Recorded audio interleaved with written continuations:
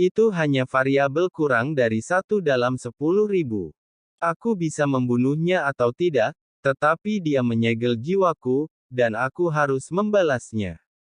Suara Suzu yang dingin dan tegas tiba-tiba terdengar. Dengan niat membunuh yang kuat di matanya, tabib istana Sukian tersenyum sinis. Pada saat ini, luka-lukanya telah pulih.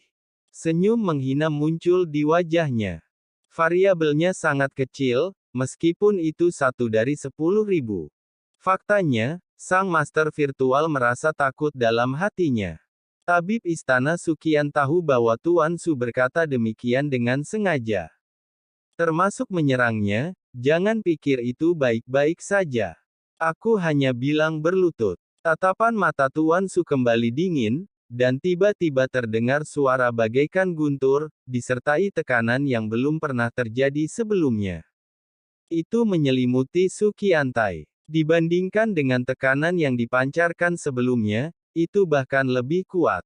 Pupil mata tabib istana mengecil dan pupil matanya yang kecil bergetar hebat. Tidak, itu tidak mungkin. Kamu benar-benar berhasil menembus kekuatan tekanan ini, membuat Dr. Sukian merasa seolah-olah dia ditekan hidup-hidup. Dia berlutut tidak mampu menahannya. Saat Dr. Sukian berjuang untuk bertahan, kakinya meledak terlebih dahulu, dan darah serta daging berceceran di mana-mana.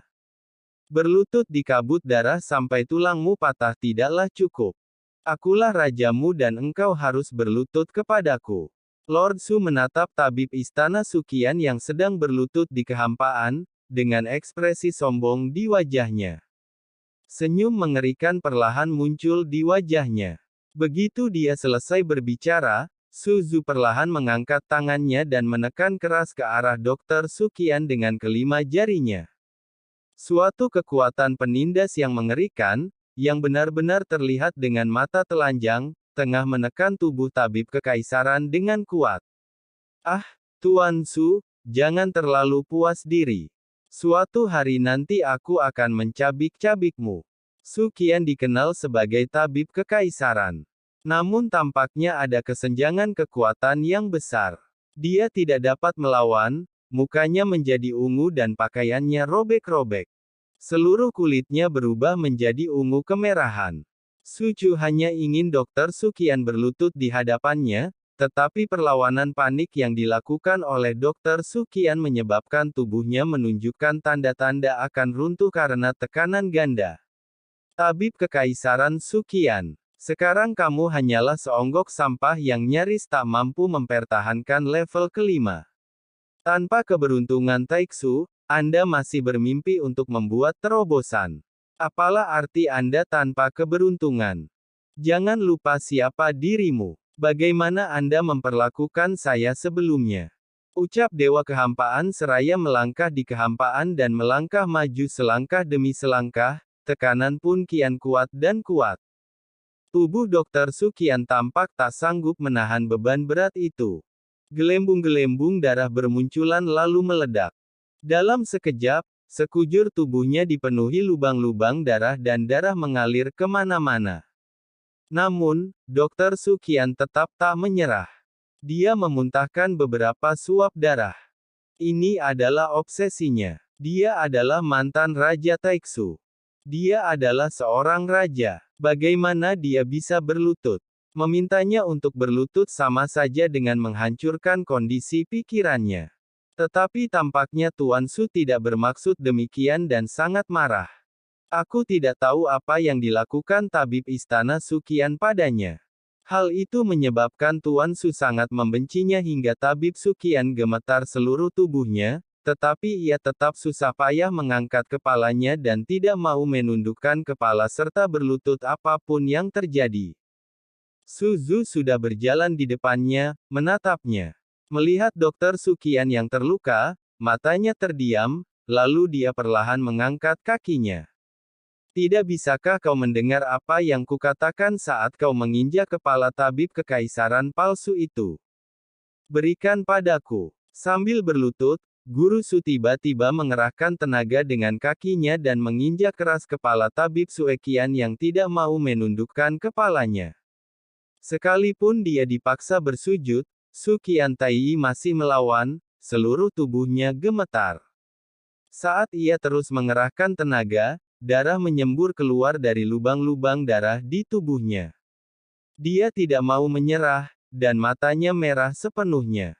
Dahulu engkau adalah Raja Taiksu, tetapi sekarang engkau bukan lagi raja, jadi mengapa engkau harus begitu nakal? Mengapa kau tak bisa tunduk padaku? Mengapa engkau tidak dapat mengakui aku sebagai rajamu? Sang protagonis terus menekan keras 7 lubang tabib kekaisaran Suqian, menyebabkan darah mengalir keluar. Haha, biarlah kau menjadi raja, bah. Tabib istana Suqian menyeringai muram, lalu meludahkan busa darah dari mulutnya. Senyum di wajahnya berangsur-angsur menjadi gila. Bahkan meskipun Suzu menginjak kepalanya, dia masih bersedia. Berlututnya saat ini adalah karena Suzu yang memaksanya, bukan karena keinginannya sendiri, jadi tidak merusak suasana hatinya. Kau harus membunuhku atau aku tidak akan mengakuimu sebagai raja selama aku masih hidup, dan kau tidak akan pernah menjadi Raja Taiksu, dan kau tidak akan dapat merebut tahtaku dengan kekuatanmu. Tetapi jangan pikir saya tidak tahu bahwa Anda hanyalah boneka yang dikendalikan orang lain. Risiko invasi sensi sangat tinggi. Jika bukan karena bimbingan mereka, mengapa Taiksu berani menginvasi sensi? Taiksu, sekarang situasi keseluruhannya menurun. Taiksu kini sedang mengalami kemunduran, dan kekuatan tempurnya secara keseluruhan telah menurun drastis. Jumlah orang yang benar-benar kuat di seluruh dunia kurang dari 1/10 dari sensi. Risiko pertempuran ini begitu besar hingga menyangkut kelangsungan hidup Taiksu. Meskipun tabib kekaisaran Suqian kesulitan berbicara, ia terus berbicara. Su Chu menghancurkan keyakinan Tao-nya dengan mengandalkan kekuatannya.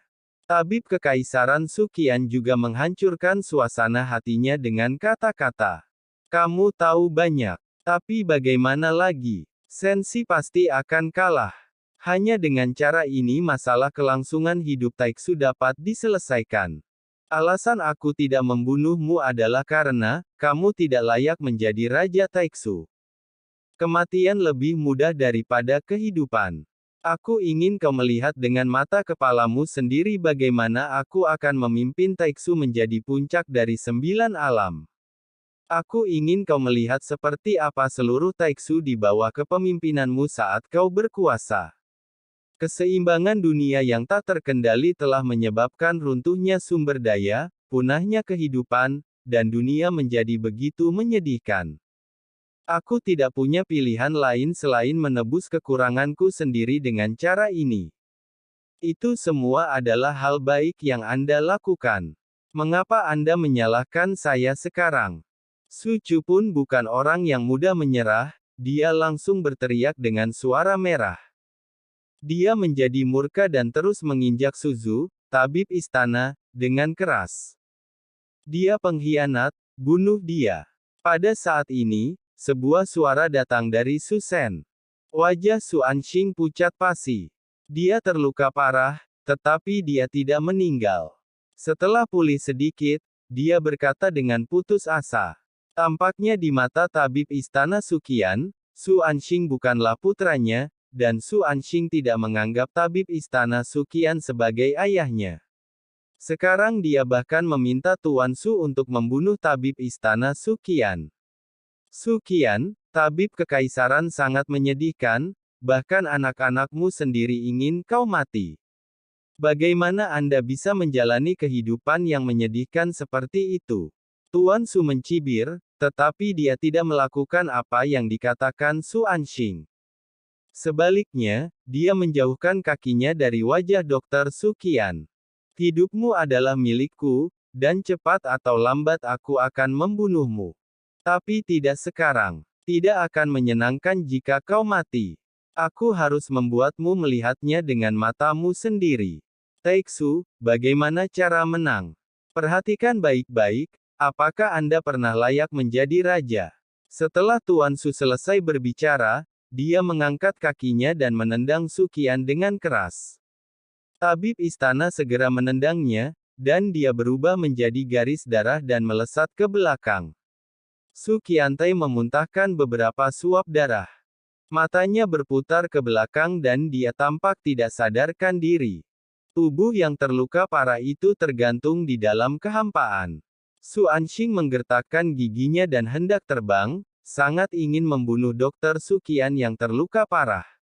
Ketika Tuan Su melihat ini, dia mengangkat tangannya, dan sosok Su Anxing menjadi tak terkendali dan bagaikan bendera yang tidak kalah hebat. Sang guru mengangkat tangannya dan mencekik lehernya dengan keras. Kok bisa kamu dan anakmu jadi pecundang, lebih buruk dari anjing?